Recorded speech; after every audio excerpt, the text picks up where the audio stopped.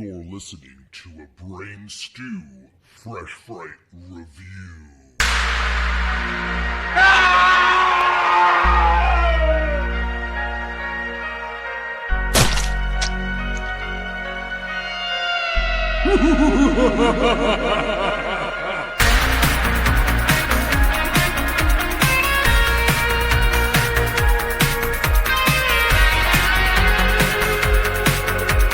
What's up, creeps? Welcome to the most requested episode of the Epic Film Guys podcast, I swear to God, of 2024. Be ratty. Can you believe that this many of our listeners requested us to review this fucking movie? No. This movie.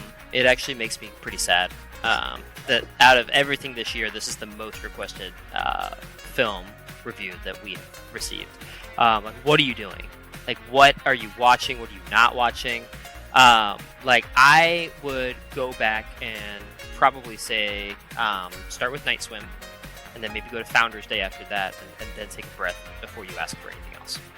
Yeah, well, I feel like this is going to be one of the most divisive movies of the year. It's very interesting. So we're talking about Rupert Sanders' reimagining / reboot of The Crow, the classic James O'Barr comic book, which was the reasoning for the 1994 classic film by Alex Proyas, which Brandon Lee tragically died making, and it's widely considered one of the biggest cult movies of all time and the classics of the 90s. It's one of my favorite movies of all time.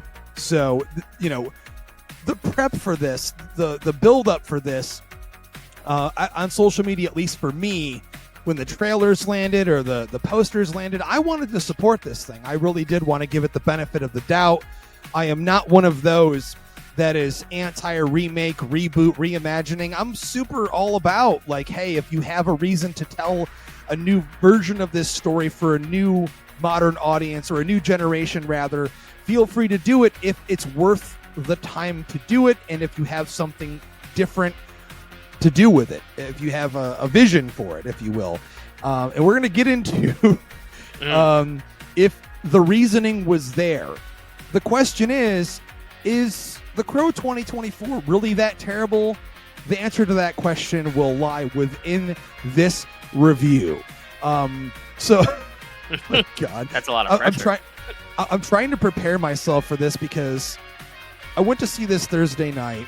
As of right now, 19% rotten after 84 critic reviews on Rotten Tomatoes, 65% on the popcorn meter. So, it doesn't look that great, but apparently, based on what I've seen, there are some people championing this version of the movie. I see some larger outlets have even said, they prefer it to the original, which, hey, film is subjective, as we say on the show. Some bullshit. Also, yeah. Those stats are there, but also look at what the budget was, 50 million, and I think it's made 4.5 million or something like that. 4.6 on a $15 million budget. It absolutely bombed. That was my point I was getting to. When I saw it Thursday night, it was myself, Danielle, and 6 other people. I think the opening take on Thursday was 650,000, which is never a good indication in terms of the success of your movie. In terms of box office, that doesn't really mean much in terms of quality, but it means, in terms of interest, how many people are out there garnering super pumped to see this movie. The backlash when this movie was finally announced that it was happening, there were no set picks. We didn't see set pics of Bill Skarsgård as the Crow.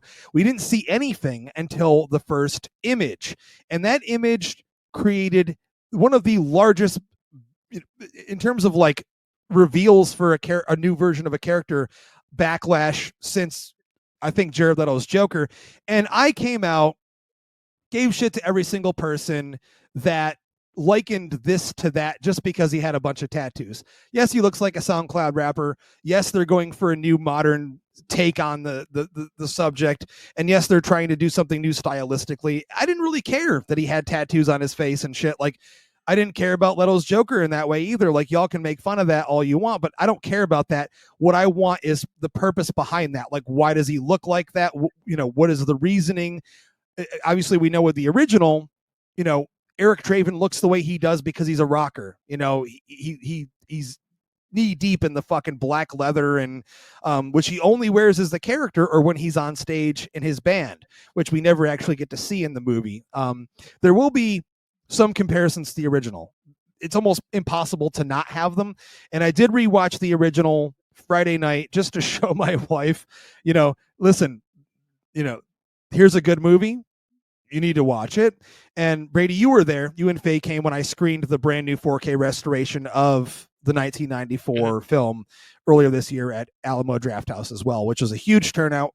I even painted my fucking face as the Crow like I did when I was 14. So it was a huge deal. But getting to this movie, like I've already said, the backlash was there. Most fans have said it should never have been made, you know, in honor of Brandon Lee's memory and what the original film meant to so many people. My reaction to that initially was, well, did you see all the sequels and the really shitty TV series? Brady, I know you probably haven't seen any of those. No, but I do want to say, you know, you said you saw this Thursday night, and that's great and all. I went and saw this fucking movie at an advanced screening while you two motherfuckers, you and Jeremy, got to go see Alien Romulus. So yeah, I took one for the fucking team that week, and I was like, oh man, they're going out, and you guys are in the group chat being like, oh, we're going to get wings, we're going to do this.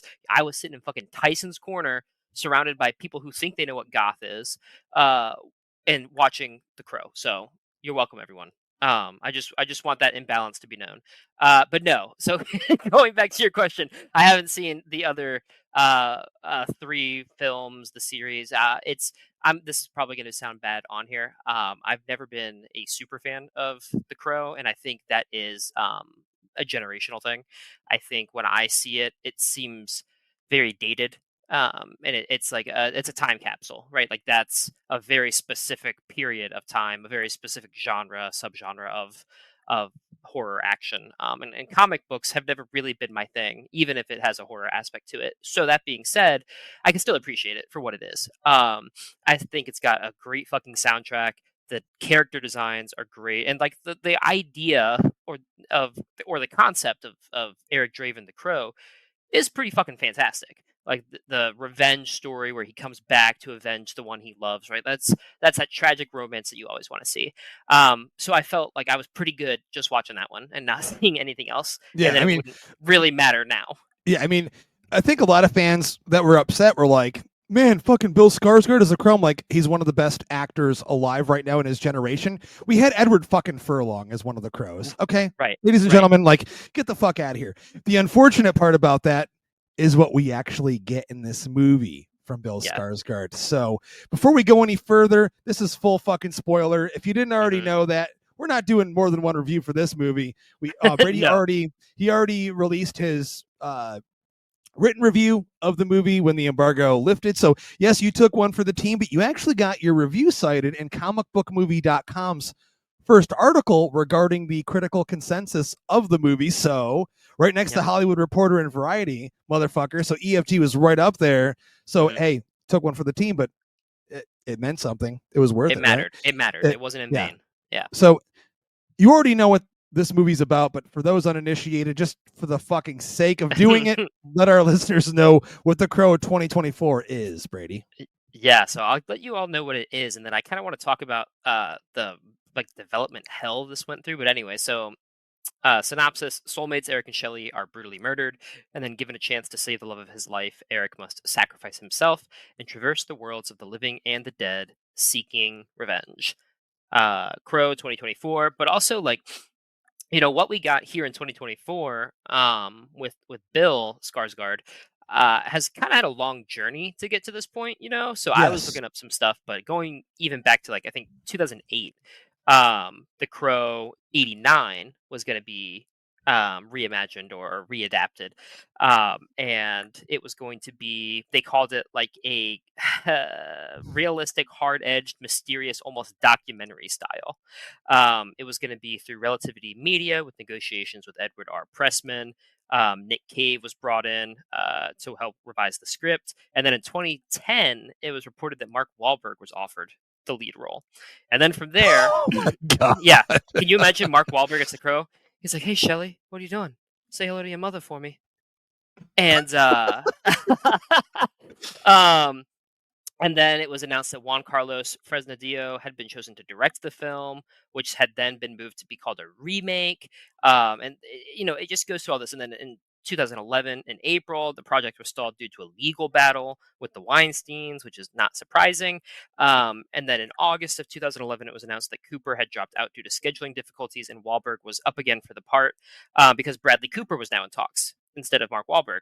But I now Mark remember that, Wahlberg's back actually. in. I do Yep. remember that. And then rumors of Channing Tatum or Ryan Gosling and possibly James McAvoy. And then the director departed in October of 2011. Then in 2012, somebody else jumps on it. Gutierrez, I forget his first name, but the director. And it's just going with the Weinstein still. Like, it's fucking crazy, man. And then there's all this talk of, why a remake is a bad thing, why a reboot is a bad thing. And then James O'Barr gets involved again too, and he's talking about future remakes, and he's like, I don't have great expectations.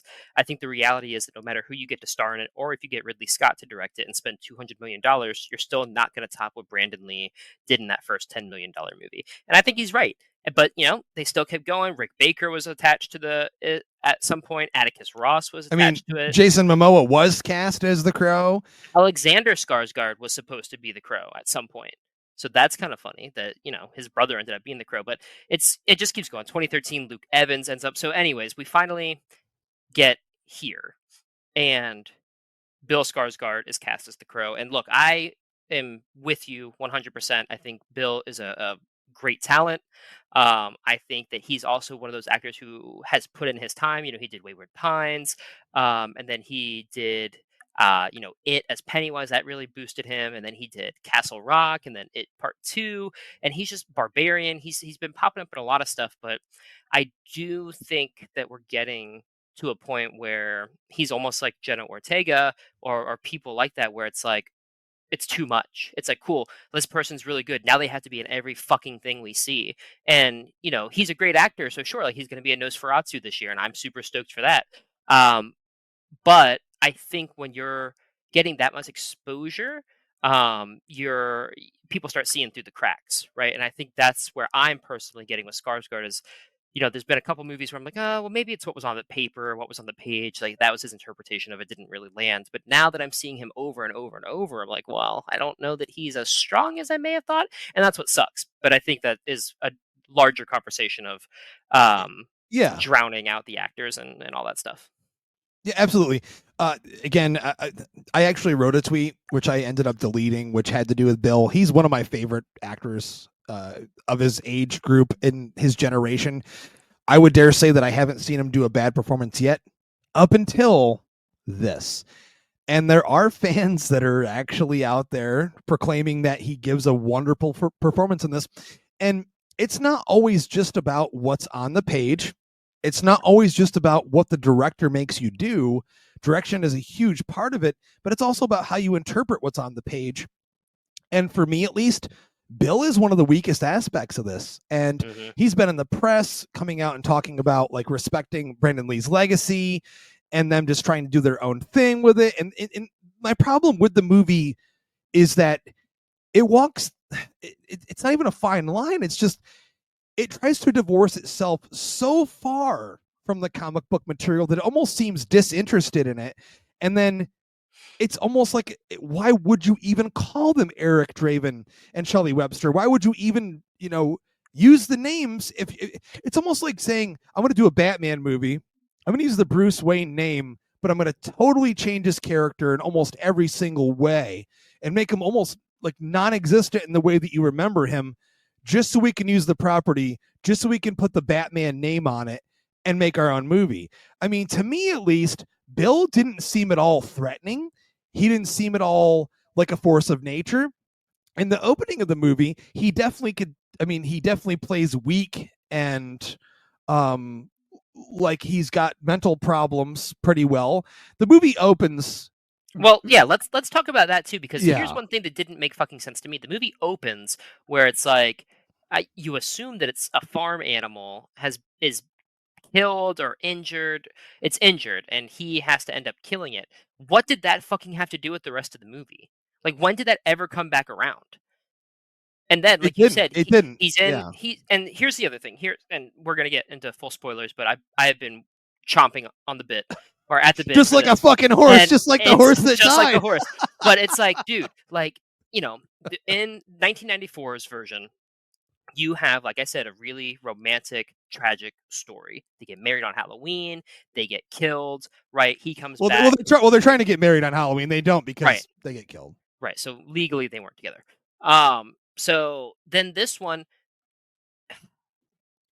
fucking Eric and Shelley meet in what appears to be like a rehab center, rehab detention center, whatever you want to call it. They help each other break out, and then immediately let each other relapse, and then they call that love.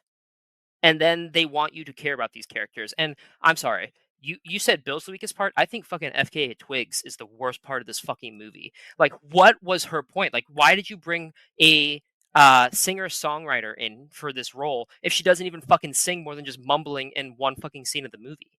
Like, she's not an actor. Like, and it shows here. Like, she does not do anything alongside of Bill, and there's no chemistry, and these two are supposed to have chemistry. I don't disagree with you. The only reason why I put Bill on the slate is that I expect a lot more from him.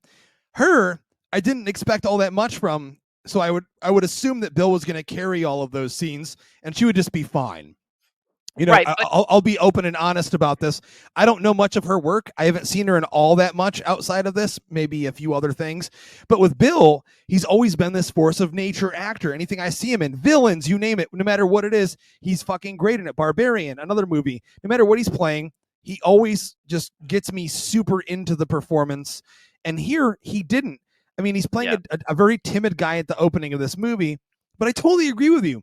And there's people out there that are like, oh, this is a true modern love story. And to me, we know the reason why he's in this rehab center. We know she's in there for a very specific reason, which isn't even all necessarily her fault. But yes, it is when you get into it later in the movie.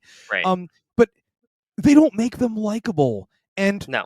Not to keep trying to compare it to the original, which I'm trying to divorce myself from it as much as I possibly can because this movie tried to, but that movie was restricted in terms of showing that relationship because Brandon died before they shot a lot of those scenes. So that's why they were mostly all done in flashback.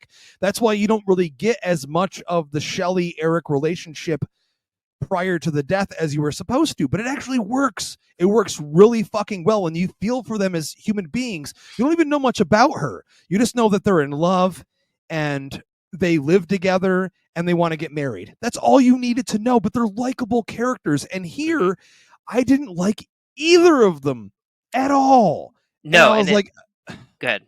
No, you go ahead. I was just gonna say, like, even taking this movie on its own and getting rid of whatever came before it, right? Absolutely. And just on paper saying, here is the love story that you as an audience member are supposed to be pulled into. And I get it. It's, an hour and a half long movie. It's a short amount of time to try to get invested, but other movies have done it. 1994's has done it. Like, you're giving us characters that the story is not romantic. It's just dumb. And it's not this nuanced version of love or this really earnest, gritty look at what the different ways love can be. No, it's two people that just ended up kind of merging and don't have any chemistry, that shouldn't be together, that are fucking relapsing with each other. Like, that's all it is. And then here's the other thing that really pissed me off is I said, all right, fucking Bill Skarsgård, he's done. I can't take him in this movie. FKA Twigs, she was done from the start. But Danny Houston's there, man. Like, Danny Houston is usually You'd think he would pick up the slack, right? Yeah, he has always been there to be that reliable, usually villain. And then fucking 10 minutes into this movie, you find out that the whole purpose of this villain, or what he is he's really demonic, and he's made a deal with the devil where he sends souls to the devil by whispering in their ear like fucking parcel tongue from Harry Potter. Dude, the way he whispers in their ears, oh. But the reason, here's the other thing that Faye and I couldn't understand. The reason that he is going after Shelley is because her and her friends had a video of him whispering and killing someone. But if you're a demonic being, why do you care about the judicial system? Like, what are they going to do to you? Like, why do you care about this video? Like, you said you've been here for thousands of years, and now this one video is going to ruin your fucking reign and ruin your life. Dude, he's been apparently bankrolling her career or whatever. And, dude... He's just compelled to be a bad guy, right? Yeah. It's like this really strange thing that doesn't make any sense. And I'm not even going to get into comparisons in terms of villain qualities from the original. Let's just say the villain in the original is amazing, actually. A classic 90s villain played by an amazing actor. And we have an amazing actor here. The reasoning for all of this just makes no fucking sense to me. This is me being that guy that's like gonna go back and bite his tongue from 6 months ago. I was saying 6 months ago, well, it's doing its own thing. Let it do its own thing. And now I see the movie and I'm saying, well, you divorced yourself so fucking far away from what that was, then it's almost like you can't even tell what it is. Why even call it The Crow? Secondly, the movie should have been called The fucking Goon, because Eric Draven wears a fucking terrible, ugly fucking blue and red leather jacket that says Goon on the fucking back. And I'm like, these characters, they apparently bond over music, but we see them like dancing in a dance club. We see, I don't know, you tell me, Brady, you saw this longer ago than me, but I was so mad at this movie that I couldn't even take notes on this. But when they get out, they run away from rehab, they have nice digs to be staying in. It's not like they're living in a fucking shack or in the ghetto or anything. There's like a full DJ setup with cool lights and shit. They're just hanging out. Yeah, I'm like, I mean, Shelley's saying that it's like, my friend lets me stay here. So then you're like, all right, yeah, well, yeah. Is it getting bankrolled by Rogue? I don't By know. Rogue, But yeah. yeah, and it's also the other thing, like everything seemed so out of place. Any environment that these two characters were in, Shelley and Eric, it never seemed like they should be in that spot. Like everything was off. Like nothing felt, there was no moment in this movie that I felt, okay, this feels like I'm like real. Like this feels like something that's grounded in some sort of reality.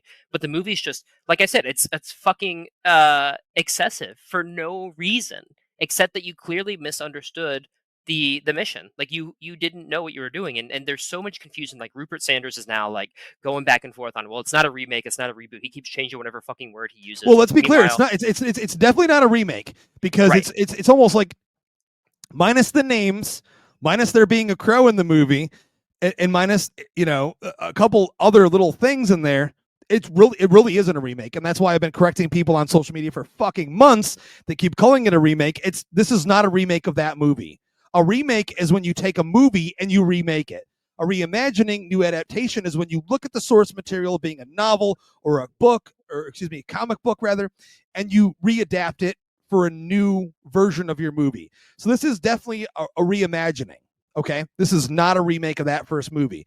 But I agree with all the fanboys now. You can get out your pitchforks, you can get out the coals, hang me up, nail my fucking hands into a stake, and burn me alive right now, because yes, I agree with you now. There was no reason to call these characters Eric and Shelley, because they're so completely removed from what you expect from them. Sure, they like music. Okay, cool.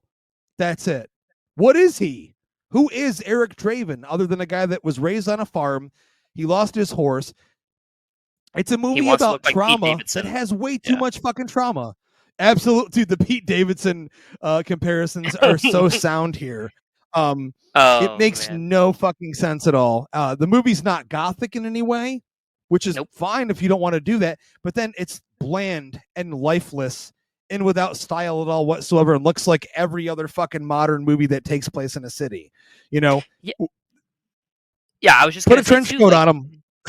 Right, but it's like, so all right. And here's the other thing that really bothered me is, I know we're not getting soundtracks like the 90s. Like that, I get it. And The Crow 1994 had a fucking fantastic soundtrack. This film, Nine Inch Nails, The Cure, Stone Temple Pilots. I mean, the list goes on and on and on. This film, if you're looking at it on paper, it's got Joy Division on there. It's got Gary Newman on there. Dude, but I actually love the songs. I love them too, but they were misplaced. Like the fucking Joy Division song, when they're escaping rehab, like I was like, you've got to be fucking kidding me. They played Disorder. They played Disorder. And it's like, why? Like, who is in charge of all this? Like, it seems like you purposely try to make yourself so different from the original that you had no finesse and no editing skills, or you just you don't have an editor's brain. Like So, it's so what you're it's trying to say is very they put the frustrating. songs in the wrong places. Yes, and When it's very frustrating. Yeah, the needle drops didn't land for me. There were a couple occasions where I'm like, okay, I mean, at least in this scene, like, I get to see like a cool shot of a crow flying around, and there's a good song playing. So I gave it that much. I didn't even give it that much. It's just it's mind-boggling, man. And then you don't think anything can get more convoluted. And then you finally get to the scene where Shelly and Eric are killed. And then Eric ends up in this in between place that looks like an old metro station with a bunch of water everywhere. Which also looks terrible, like awful green screen, by the way. Yeah, it's disgusting. But he meets Kronos, the spirit guide, right? And he's the one who's explaining to him that he's going to have to kill Rogue in exchange for getting Shelly back. And this is where I come in. Go ahead. Sorry. This is where I come in as the comic book guy, right? So this was the perfect opportunity to finally show the Skull Cowboy, which is the character in the comic that is the spirit that serves as somewhat of a guide for the Crow. And, this character was utilized in the original and cut because they couldn't, film more scenes with Eric, with Brandon rather, and for all the Eric Draven stuff. So they cut it all, right? So go ahead, proceed. I was just going to say, no, that's what I was going to say. I was why wouldn't they this is like a generic fucking shaman in this shit. Right, you could have really done something different if that's what you keep saying you want to do, and you just fucking wasted it. Like, it would have been great. And so then, you have this whole thing where it's, Kronos again is like, your love has to be pure, blah, blah, blah, which again, I don't think their love was pure. But regardless, Eric goes back, right? And he is assisted by crows, kind of, I guess. It just kind of seemed like a crow would show up wherever Eric was already going, not necessarily that the crow pointed him out to where he should go. But anyways, he ends up killing some guys. There's a pretty bloody fight in a car. Then he gets run over by a Mack truck. And he also finds out that this is where the reveal of Rogue using, mind possession has gone into Shelly's mind on the video that we're all, so worried about, and has forced or coerced Shelly into killing somebody else on video. And then when Eric is killed, he doesn't heal. He goes back to Kronos and he's like, whoa, why am I here? And he's like, because you doubted her. You lost your love and it can't be pure. So now you guys can't be together. And he's like, the whole thing about the love being pure thing. Yeah. It was so, I audibly laughed in the theater because it's like, again, this should be a moment where Bill Skarsgård, if you have to convince the audience members that you doubted the person that you're in love with and now you are not doubting her anymore, you got to be a little more dynamic. And he is the same fucking even keel Eric through this entire scene where he's like, sorry, man, like you doubted her. And he's like, oh, I guess I did. Well, what if I trade my life for hers? It's like, what? Like, man, you got me. All right, let me just trade my life for hers. And so then that even gets more convoluted. And I know you have something to say about this. I mean, no, absolutely. I mean, the whole thing about that he's going to give up, what he just garnered in this movie so she can live after he finds this out about her. Like, I just don't see this as being a true love situation at all. You just met her. Now, listen, I've been that guy. Meeting my wife, I knew the moment that I saw her, it was true love, and I chased after her for years. We were friends, blah, blah, blah. So true love can be at first Disorder sight. by Joy Division played whenever you saw her. You guys were running out of a bar. Actually, it was that Avenged Sevenfold fucking song. What the fuck was it? Backcountry? Yes, that's what it was. Yes, it was.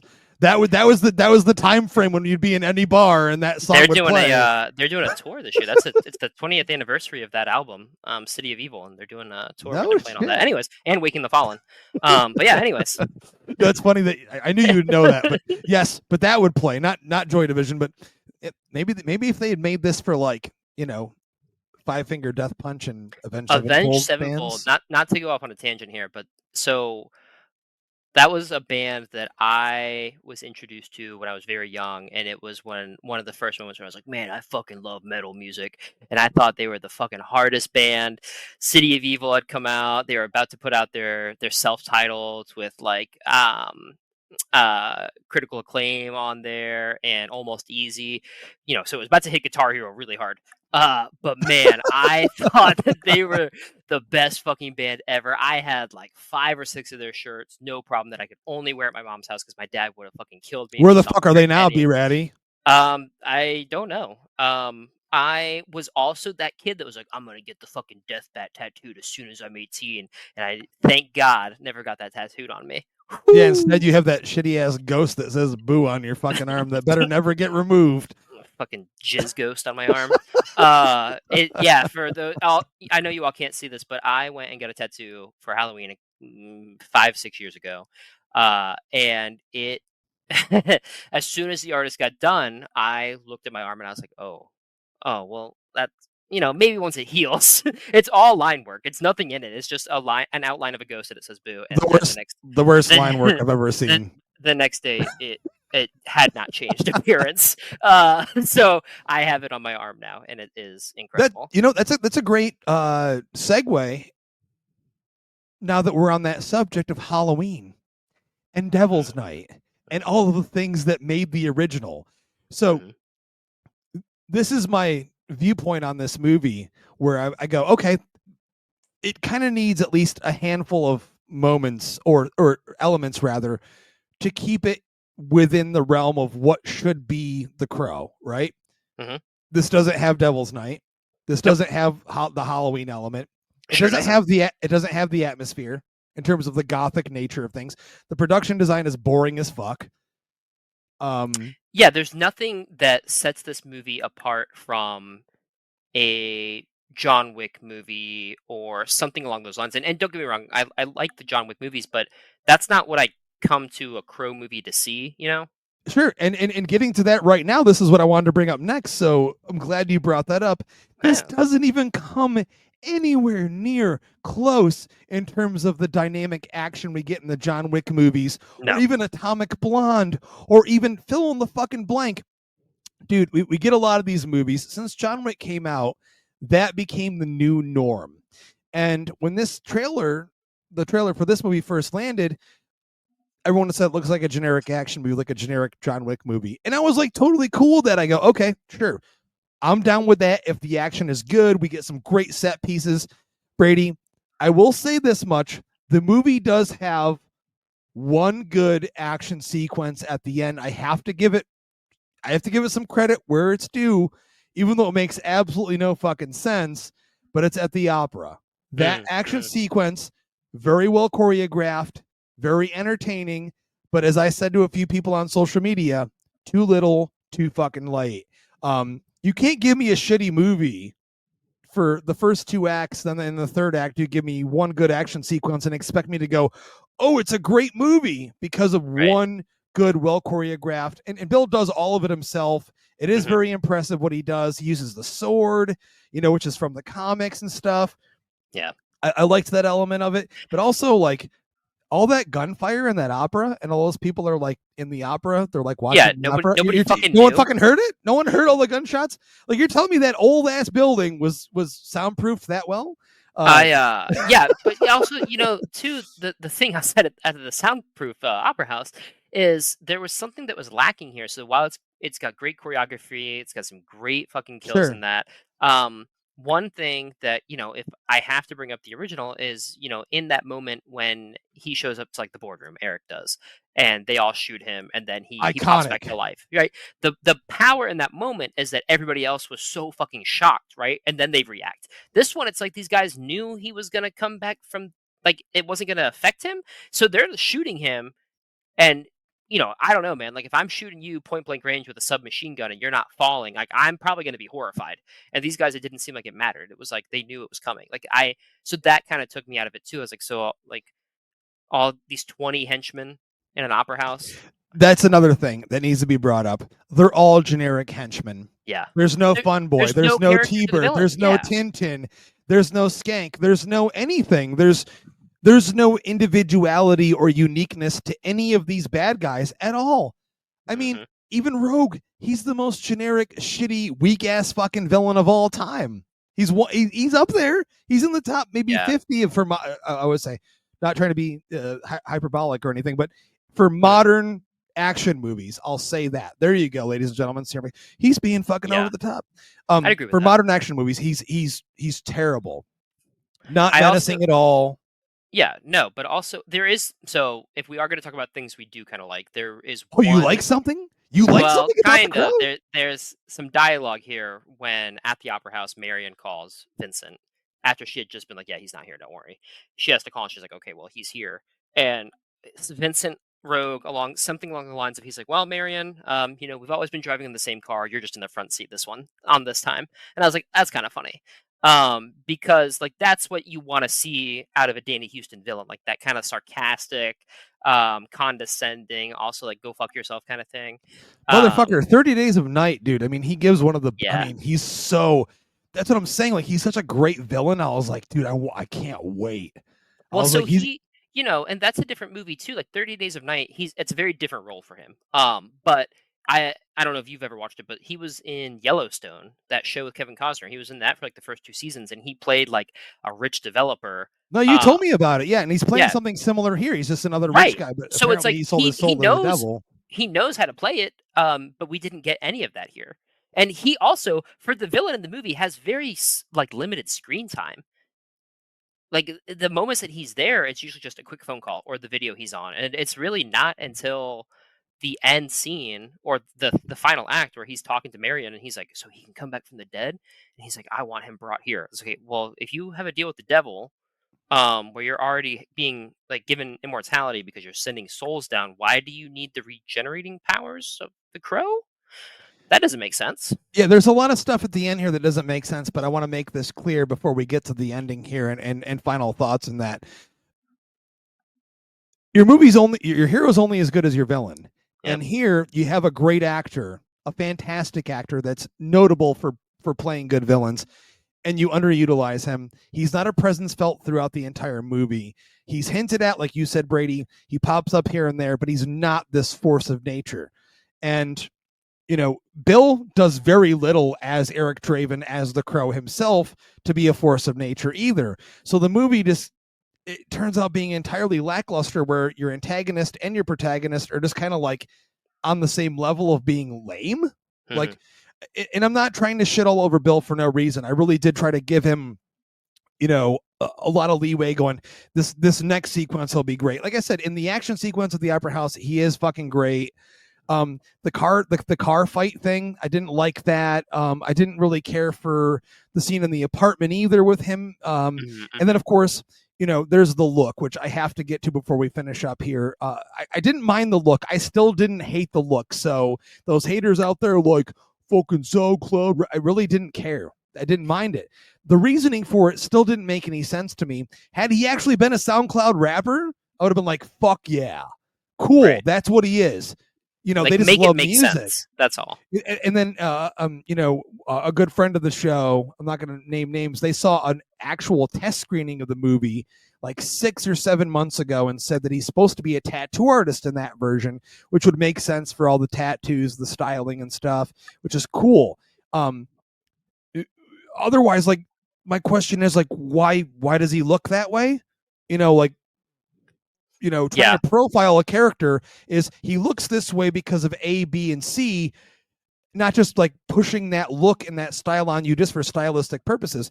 If we're looking at the actual comic or the first movie or any of the sequels or anything, the characters look the way they do for a specific purpose. In this movie, he just, I'm going to find some tattoo ink, and, it looks cool on him. He looks cool as the character when he's like walking down the sidewalk and shit. But I will say this much: the relationship with the actual crow, like the actual bird, super lackluster. Mm-hmm. I mean, I couldn't even count. I mean, you tell me, maybe I'm forgetting things, but how many times did the crow actually land on his shoulder for real? I don't remember like one fucking time. I don't either. No, I don't. I remember at the end there's a bunch of crows, but But is there one moment where an actual crow like lands for real on his shoulder or something? There could have been. I think I blocked Okay. out a lot of this movie. Okay. I just want to be clear here because I made sure to ask Danielle because she said the entire time we were watching it, because she loves crows, like she loves the bird. They're so smart, and she knew that the original movie they used trained crows. You know, Brandon Lee worked with them to fly on his arm and his shoulder, and he like it's a real crow for most of the movie that flies around him and stuff. Yep. And she was like, I was waiting for a moment when it would like fly on his shoulder, and I don't remember seeing that. So maybe we drowned out the movie based on the quality overall, but maybe it just didn't have that. That's the thing, man. The imagery in the movie too, you know, it just didn't. Why change it so far away from it if you're not even going to do something cool with it? You know, there's a couple of cool shots of him like walking downstairs and down the street and stuff, but otherwise, I'm like, the characters' wardrobes are boring. Mm-hmm. The settings, you know, the sets are boring. The buildings, the opera house, you know, maybe aside, are boring. Yep. The cars they're in, generic modern, you know, sports cars or fancy luxury cars. Nothing looked cool or unique in this movie. So what's the purpose here? Yeah, it's I couldn't tell you, man. I know that he is when I say he, Sanders is trying to make his own movie, and he's trying to be what, you know, he says it's closer to the comic book character, sure, but like it still doesn't feel like that. It like you said, it's all super generic, and that's not what the character is. The character is far from generic. And even so, before we get into final thoughts, you know, the ending too is just so weird to me, because so Danny Houston's Rogue and Eric are fighting, and Eric ends up bringing him into the in between Yeah. metro station, and he is like putting him in the water, and the devil's coming up to get him, and Rogue's like, well, you have no idea like what's waiting for you, and Eric's like, oh yes I do, it's here, and then it like takes him, and it's like, all right, cool. Like that was also another lackluster fight scene between you and the main villain that gets taken away by the devil. And then you're like, all right, Eric, you did it. Like, but you also promised that you would give your life in return for Shelley's. And they have kind of a sweet moment, very brief, where they're kind of connected again. And then Shelley wakes up in the apartment and Eric's dead next to her. Yeah. So she's revived next to Eric. He's now dead. And her resurrection seems Kronos. Yeah. Her resurrection seems to almost reset this entire thing in some way, which makes no sense to me. I mean, even though it's mentioned, like, apparently this resurrection might mean that the universe is like different now. So are they trying to say that like now that this happens, like he can come back? Like, there's a bunch of people that have come out and said that Sanders did for sequel bait, yeah. And he's come out and said that that's not the case, but you know, I don't. Well, I mean, the fucking movie ends before they can even really go in depth on this revelation at the end of the film, or be resolved in anything at all, other than to be like, "Hey, here's sequel bait if the movie does well enough." And I hate this kind of shit because I'm open to sequels. I'm totally all good with that if it makes sense to have one. But if his true fate is to die for his true love, then why would you leave it open for him to like come back again? You know, right. That would like the totally neuter the point. Is you're giving the ultimate sacrifice. Like, and exactly. That's what you're trying to say. It's you lost faith in her, and now you're restoring that faith and trust in her by saying, well, her life is worth more than mine. But now you're leaving it open where, okay, well, actually, maybe not. So then does that mean that if he can come back, she goes back to the in-between, because then it really wasn't true and pure? Like, there's too much that doesn't make sense, which is just how you describe this movie in a nutshell. Too much doesn't make sense. There's too much that doesn't make sense. I get why they tried to make this movie, Brady. I understand why they were. I do. Listen. Well, I don't. Damn it. Well, there we go. There it is. That's the end of the review. No, I'm just kidding. No, the brand name. You know, even James O'Barr, I'm pretty sure, I haven't read any recent interviews, he got a check from this, but, you know, I mean, he's been outspoken since he was involved with City of Angels, which I saw in theaters opening fucking night. He completely removed himself from that movie because he said no one will ever do it like Brandon did. And they had a deep relationship. And, you know, someday maybe we'll do an entire like comparison discussion review of the original versus this. That wasn't even the intention with this review. That wasn't even my intention in watching this movie. I truly did, Brady, want to watch this movie as its own thing. Faye and I, your wife, grew up with this movie. It's super important to our upbringing. For me, at least, it was somewhat of an eye opener in terms of who I was as a person, the music, the culture, the style, the vibe. You know, like this was the next step after Batman and Batman Returns in terms of like the gothic nature of movies and the darkness and the revenge story that really, I was like, oh my God, like, you know, 94, a couple years far removed from Batman Returns, like it got me even deeper into that genre and loving cinema. And I didn't get to see it in the theater. I was not allowed to, but the original did something for a new generation at that time. I'm not saying this one will not do the same thing for the current generation. I don't know, but based on the box office, I don't think it's looking too bright.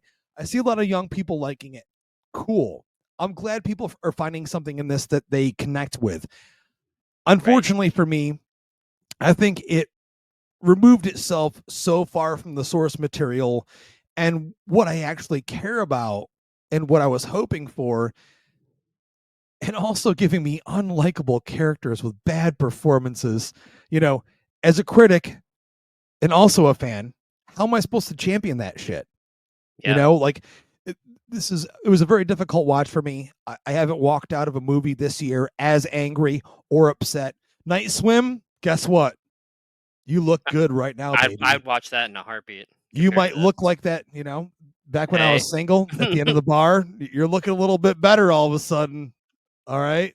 So it's just one of those Night things Swim. where, yeah, well, hey, listen, you know, credit where credit is due. credit where credit is due. But I couldn't believe it. Like when you told me what you thought, and I said, yeah, oh, no, there's no way. There's no way. I'll definitely like it more than him. And I think I ended up actually hating it just as much, if not more than you. So, well, let's get into final thoughts then. Yeah, Let's there. Yeah, final thoughts and trash it or treasure it. I think, ladies and gentlemen, you know where we're going with that. The verdict is here, but Brady, feel free, my friend. Yeah, I'm fucking trashing this movie. Like this is probably like the largest trash that I can give a movie or have given a movie since I've been on this show. And like we said, taking the 1994 Crow out of this, it's just a bad movie. It's generic as fuck. It doesn't look good. The characters are terrible. There's no chemistry. The soundtrack is misplaced. It's the villain is not a villain. Like there's nothing good about this movie. And when you're looking at it, you go, yeah, that fucking makes sense that this has been in development since 2008. Like that's what it looks like. You get this and somebody goes, hey, you know, they've been trying to work on this since 2008, 16 years ago. It's like, oh yeah, no fucking way. Makes sense.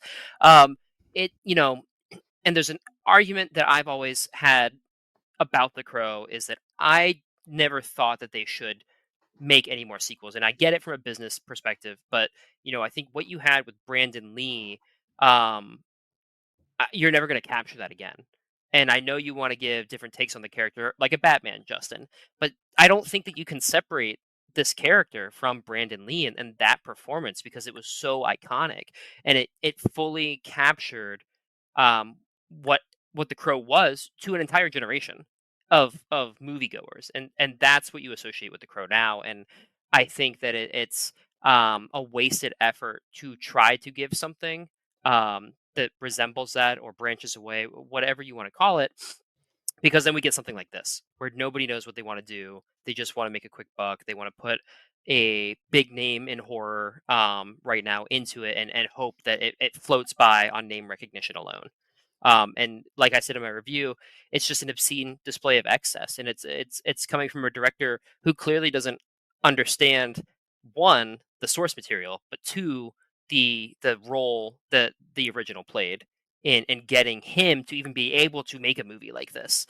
And he just fucking took a shit on it. So this movie is not enjoyable in any way. It's not even fun to laugh at because it's so bad. It's just a bad fucking time. Like this is the first movie that I can remember in a very long fucking time where I debated leaving in the first 20 minutes of the theater because I was like, this I will be much better off, and We're so thankful you didn't, be ready.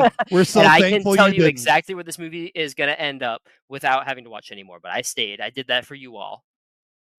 Well, and there was an annoying fucking couple next to me who the dude wanted to make fucking comments the entire time. And did they like the movie? It Did the sounded like annoying it, couple which like made the it even movie? worse. Which Oh, made it even God. worse. Okay. But I digress. So trash it for me. Yeah. I mean, we've made it very clear. Justin Shitty villain, bad chemistry, weak characters, nothing truly unique about the film. And the real Crow isn't like the Crow's not on his shoulder enough. I mean, seriously, I'm gonna trash the movie based on that, Brady. The Crow should be on his shoulder. A real crow, a real live crow, because they're super smart, should be on his shoulder in every sequence. Yeah. The Crow, like you said, it doesn't even guide him in the same way that it does in the original film or even in the comic book. I mean, I'm being stupid. I'm being stupid and silly. But truly, though, more Crow, more real Crow, not CGI Crow. Give me more crows. They're smart. Don't be lazy. Seriously, though, this movie was so upsetting to me because I did want to champion this thing. I actually hoped, Brady, after reading and publishing your review for EFG, that I'd love this movie and I'd be able to go at your fucking throat and go, you were fucking wrong, man, and tell everyone on the internet, too. All those haters, you were so wrong, man. This movie was good. It was at least a good action movie. This thing couldn't even be a good action movie because I didn't feel anything for the characters. I didn't feel like the villain was good. It didn't do enough for me in any single way. All those elements that you put down on your checklist, like what makes a good modern action movie, and none of them were there for me. Minus that one opera sequence, which I will stand on a pedestal and say, that was cool. That was well done. That doesn't make a good fucking movie, guys. That does not make a good reboot. That does not make a good reimagining. It's a shame this is how this went down because let's face it, guys, Bill Skarsgård as the Crow, as Eric Draven, could have been a cool thing. I don't even totally doubt the cast here, okay? I don't even totally, I think potentially there could have been a good movie here. Rupert Sanders, for all intents and purposes, is a fucking hack, dude. Ghost in the Shell, one of the most numb, lifeless, characterless movies I've ever seen. Snow White and the Huntsman? I mean, sorry, dude. He fucking cheated on his wife with Kristen Stewart, so he's just a piece of shit anyways. But well, did you see Kristen Stewart in Love Lies Bleeding earlier this year? Yeah, that was not the Kristen Stewart he cheated on his wife with. Okay, just saying. I mean, damn, in that movie. That's not what we're talking about. But seriously, though, so, ladies and gentlemen, we're not going to talk anymore about this movie. We can't. Though I could continue. Get your wife. Where is she? Downstairs? She's the big Crow fanatic. Get her up here on the mic right now. That's too much trauma. It is trauma. And like I said earlier on, the trauma in this movie. The movie already starts out with trauma, with the horse dying. Then you add more trauma. Then you're like, oh, the drugs. I don't like the drugs, but the drugs like me. I don't like the drugs, the drugs, the drugs. Ladies and gentlemen, that is our review of The Crow 2024. God, if you didn't already have the pitchforks out for us before, get them out now. Burn us at the fucking stake. Yeah, I would love to hear you give a justification for why you think this movie should have been made, and you're glad it was made. Please, let us know. I would say, as I said a few minutes ago, BluBrry, it could have been made. I'm not saying it shouldn't have been made. It should have been made by this guy with this script, with this vision. Because I still think there would have been potential for a new interpretation of this story. And a few people were like, it should have never been made. I'm not one of those guys in that camp that are like, Brandon is my guy, dude. I mean, the original Crow is one of my, I dare say, top 15, 20 movies of all time. Mm-hmm. Seriously. Huge to my childhood. When I showed my wife the other night, you know it. I watched it with your wife when I screened it, and you saw the impact it had. It's such a huge deal to so many people. You had to be there, be ready, but you were only not even born. So no, that's the thing. But truly though, no hate to anyone that enjoyed this movie. I would love to hear your take if you actually did enjoy it. Seriously, we like to be hyperbolic in some sense of the word, but also the movie's fucking terrible. So yeah, come at us if you want to. Yeah, if you like this movie, please come tell us why. I'd love to know why. Seriously, I mean, And it I is also what want it to know is. your top 5 movies outside of that. So Sure. um, Great question. Great question. yeah. I'm sure if I release my top 5 movies and you released your top 5 movies, then everyone would be like, "How dare y'all be film critics? You're all shitty." Oh, for But sure. Yeah. it is what it is. I mean, Brady's probably got fucking Halloween 4 in there. Okay, well, don't be talking shit on my list just yet. Come on. You know what's on your fucking list too. I know it's on my. Well, hey, my list is solid as fuck, dude. Back to the Future, The Terminator, Jaws. Yeah, it's pretty good. It's there. But, ladies and gentlemen, thank you so much for listening for this special bonus episode. Because The Crow, this movie is not really horror at all. Actually, it's not horrific. It's not scary. It's not spooky. Oh, it's pretty horrific. It's well, in pretty terms of it's pretty scary. be warned. Be warned if you're going to see this movie in theaters. Actually, you should go see a recommendation from me. Go see Strange Darling instead, or go see Alien Romulus again, or see Deadpool and Wolverine again. Or I'm also hearing pretty good things about Blink Twice. Blink Twice. It's piquing my interest, and if I could sit through The Crow, I can sit. Cannot speak on that. We were supposed to do something with that, and I'm being a bad boy, so I'm just trying to not talk about it a little bit. But thank you so much for listening to the Epic Film Guys. Like I said, if you're new to the show, thanks for checking us out. If you're a long-term listener, we love you so much. We have some awesome stuff coming up in the next few months, especially in the next few weeks. Beetlejuice is coming up. Like I said, Strange Darling is coming this week later on. And we're so excited to be sharing the spooky season with you. This is our favorite time of year, so I'm sure we'll have lots of cool shit up our sleeve. And I will probably be finally listening to Be Ready and doing something cool for the Patreon. I'm hoping that finally happens. So if we can make time for it, it'll happen. But we're also on social media everywhere at Epic Film Guys, Twitter, Facebook, Instagram, you name it, we are there. But as always, Jeremy, we missed you, but as you said in the Alien Romulus spoiler review, when it came to The Crow, what did he say? Be ready. Didn't he say fuck that movie? Fuck that movie. Yeah, so he's like, nah, I'm good, bruh. Which is probably the majority of film goers right now, but we love you guys. I'm Justin. I'm Be Ready. And as we always like to say, keep it creepy. Can't rain all the time, bitch.